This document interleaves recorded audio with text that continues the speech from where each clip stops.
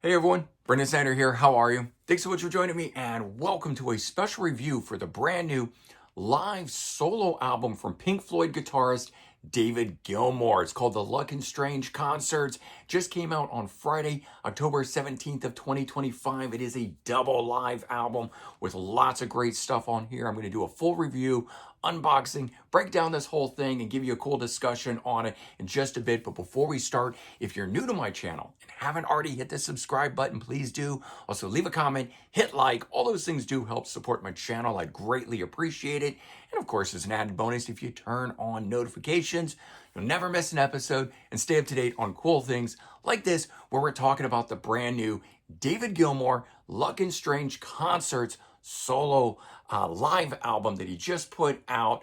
And so David Gilmour, obviously best known as the guitar player for Pink Floyd. He joined back in 1967, which was 58 plus years ago at this point.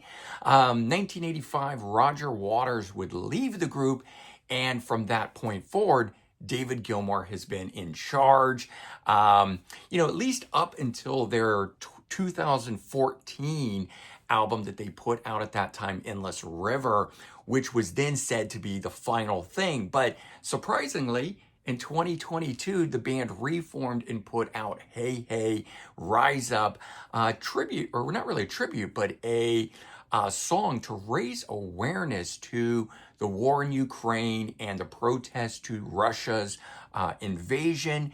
And so I'm still holding out hope that we will get one more last Pink Floyd album in tour. Whether or not that involves Roger Waters is a whole separate story there, but at least in the interim, we're getting things from David Gilmour. In particular, at this point, he has released 5 solo albums, including Luck and Strange from 2024.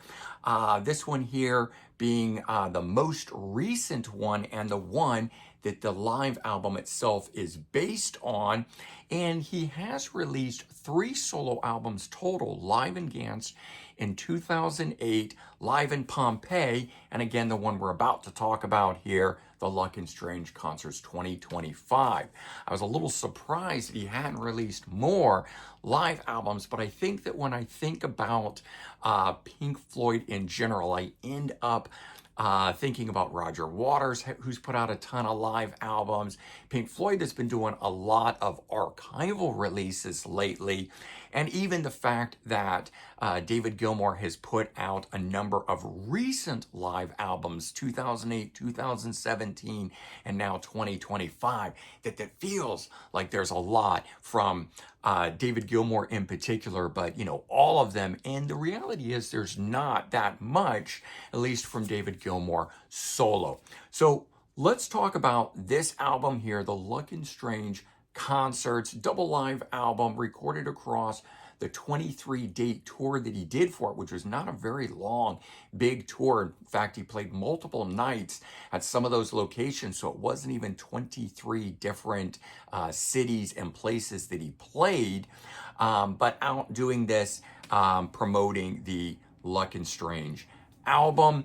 So 23 tracks on this live album, and it clocks in at 2 hours and 17 minutes, which is really great that at this point in David's career, he is still putting on shows that are that long, give or take, because this is compiled from those concerts. So it is not one complete concert, though there is a DVD and Blu-ray that is live at Circus Maximus that is the complete concert, one show that he did, but this here is a selections from. And despite it being that, it is mixed so that the audio just, the crowd audience is continuous in it, and it sounds like one complete show. The performances are all fantastic. The quality, not only the quality of performances, but the recording of those performances are absolutely spectacular. In fact, you wouldn't know that they come from those various shows unless you read the credits or were told as much. But that pretty much is the case in point with anything David Gilmour has done. He has always played his stuff true to the studio way that it was recorded. He will bring out fantastic backup musicians, and he's got some really great ones here with him again, including Pink Floyd bassist Guy Pratt is with him on this one, but he's kind of been David Gilmour's right-hand man for a very long time, ever since 1987 Momentary Lapse of Reason. So what's interesting about this live album here is really that it focuses equally on solo material as Pink Floyd material, but even cooler than that is it focuses more heavily on lesser known material from whether it's the solo side of things or Pink Floyd side of things. So while we do get some hits on this, I'm going to get into that a little bit more in a bit, the stuff that is here feels a little bit more like you're getting some deep cuts, which isn't often the case when either Pink Floyd or David Gilmour goes out and does anything. And so that, I think, is already making this album much cooler than some of the other live recordings that he's done or other various members have done. But the other thing is that it focuses only on days, as far as the solo material is concerned, on his two most recent solo albums. There's nothing on here from his first three solo albums, the self-titled from 78, About Face in 84, and On an Island in 2006.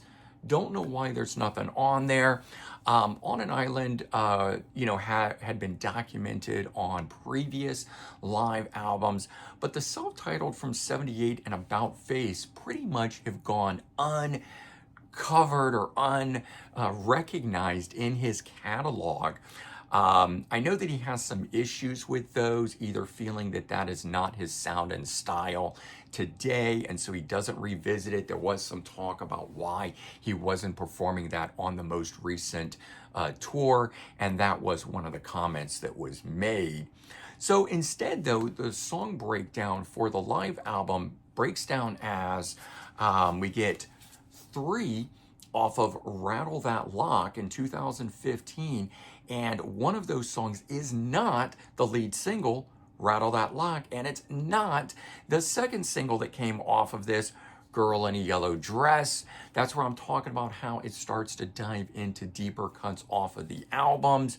We then get 8 songs off of Luck and Strange, and there's only 9 on here to start. So you would think that, they probably leave off one of those very short instrumentals. They don't. So you pretty much get the whole album. In fact, I'm actually a little surprised that they didn't just record the last song, having played the album in its entirety and even releasing the album live in its entirety. That's not the case. And then we get 12 Pink Floyd songs. So it breaks down into 11 solo songs and 12 Pink Floyd songs. But then the Pink Floyd songs break down a little bit oddly as well. We get one song from Adam Hart Mother in 1970, Fat Old Son, which he has performed live, but it's just not a song often performed. So that was kind of a cool thing to see on here. We do get 3 songs from Dark Side of the Moon, songs that you would expect off of here. We then get 1 song from Wish You Were Here. We get 1 song from The Wall. We get 2 from Momentary Lapse of Reason, and 4 off of Division Bell, which is fine by me because I absolutely love Division Bell. But for more songs to come off of Division Bell than, say, off of Dark Side of the Moon or The Wall or Wish You Were Here, I'm actually really surprised about. But as I mentioned, it's the songs that are being selected aren't the ones that you would typically think of, like Fat Old Son coming off of Adam Hart Mother. Songs that are missing, One of These Days from Metal, Money from Dark Side of the Moon, Shine On You Crazy Diamond from Wish You Were Here, Run Like Hell from The Wall, Learning to Fly, the big hit song off A Momentary Lapse of Reason, is not performed. Take It Back, the first single off of Division Bell, not performed. So again, he didn't go for that lead single track, the one that you would expect, the one that is turned up on other main live recordings. Those go away, and instead we're diving in deeper. We get Sorrow from A Momentary Lapse of Reason, which is really cool to get that track on here. Coming Back to Life from Division Bell is on here. And then, as I started to touch on a little bit earlier, 5 of the songs on here are instrumentals. We get 5 a.m. off of Rattle That Lock. That's the track opener there. We get Black Cat, which is the album opener off of the new album. And that's kind of always been a thing for Floyd and or his solo releases, were to open with those instrumental tracks, that kind of ambience and stuff. So so it's kind of surprising that we would hear these in the set. We get Marooned off of Division Bell, which I'm so happy to be getting. Vita Brevis, which is also off the latest album, and Signs off A Momentary Lapse of Reason.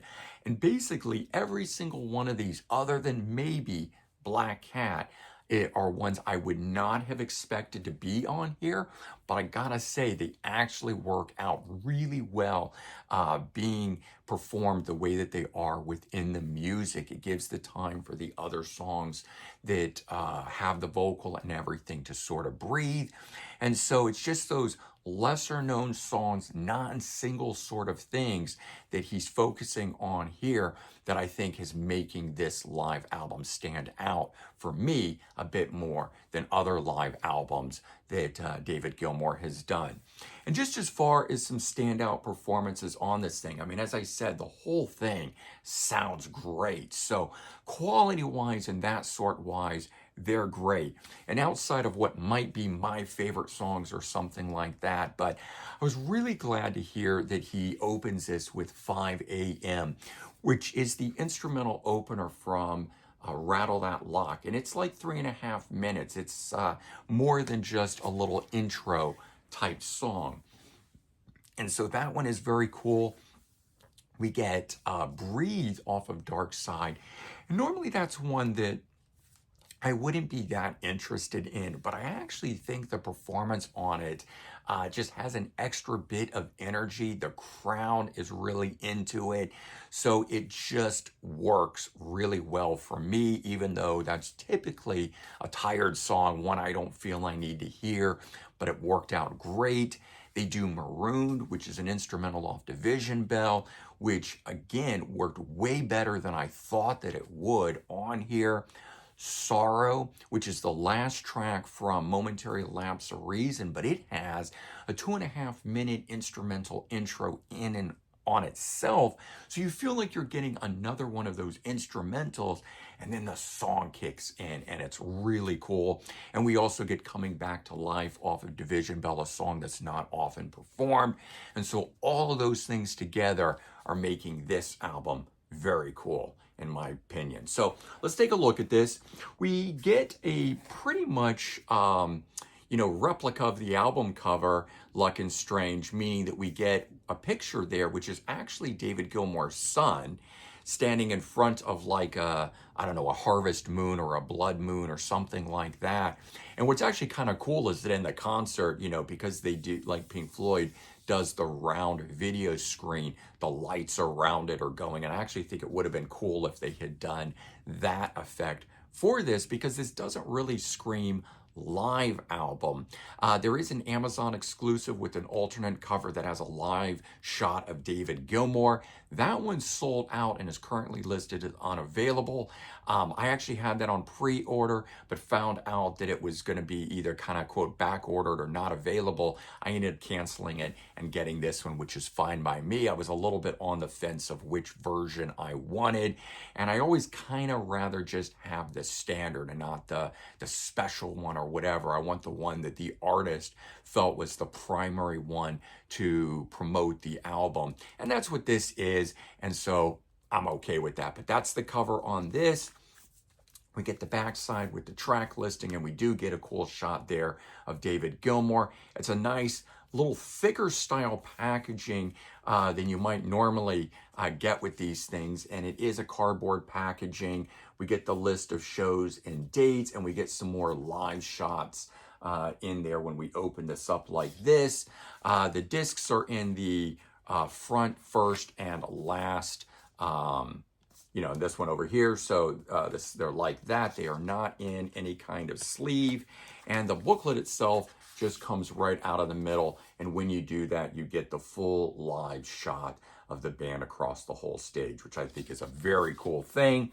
And so here is the hype sticker, if you wanted to see what that looked like. And otherwise, we are getting the book with another shot of David, and they do fill this thing full of a lot of cool shots inside here. I don't know if they brought Anton Corbijn out to do the shots. He's the guy that did the album cover for Luck is Strange. So it would kind of make sense if they brought him out to do all of these shots as well. But a lot of times you get these booklets and there's just not a lot happening. And so very cool to get as much as we're getting with this. Now, not sure if these are taken from the Circus Maximus show or they are taken from all various performances, which is what these shows inside here are from. So I do hope that they're from the various performances. I think that would make the most sense. But there you go. And of course, that's the list of everybody that performed on the album. And when you open the booklet in its entirety like that, you do get a full shot too, which again, I think is something cool. Not often done. Or thought about, I should say, when, artists are putting these things together. But there you go. So bottom line on this release is just that it's David Gilmour, what more do you want kind of thing. Though I'm a huge Pink Floyd fan, so that's sort of my thought with it. I'd have been buying this either way. But in all, I have to say that it's not just the same tired old live songs that are being performed. There's a lot of stuff that rarely gets performed, or at least rarely performed together like this. I did go back and look at his other live albums and found a number of these on there, including like Fat Old Son, which I had forgotten he had performed, because initially I was thinking, wow, that's a rarity. The thing is that it's more about the song selection, the set list as a whole, that really gets me about this here, that it's those lesser known ones compiled together on this. And so there's plenty of Floyd on here. There's still 12 songs, one more than the solo, because there's 23 total, 11 solo, 12 Pink Floyd, that I think it'll make any Pink Floyd fan happy that's looking for it like that. But the rest of the material that's on here fits really nicely with those Floyd songs. I think that the song selection, a lot of care was given in order to create an entire performance and show that sounded cohesive. And maybe that's why some lesser known songs were chosen across the board to really find that right thing. So like going to a Pink Floyd show where everything sounds like it's one thing, this here, despite it being several solo albums and Pink Floyd, which sometimes can be a little bit disparate, this sounds like one cohesive thing, and I really, really like it, and thereby totally recommending this live album from David Gilmour, the Luck and Strange concerts. And so there's my review. I hope you guys have enjoyed it. If you've given it a listen or chose to pick it up yourself, weigh in. Let me know your thoughts on it. Let me know if you too appreciate the rare or lesser known material getting performed. I feel like I've got enough of the other live performances of stuff. I don't necessarily need another rendition of Money or Shine On You Crazy Diamond. In particular, that one has been between Roger Waters, David Gilmour, and Pink Floyd. That one has kicked off far too many shows, so I was really glad to see that one didn't happen here. All right, everyone, take care, have a good one, and I'll talk to you real soon. Bye-bye.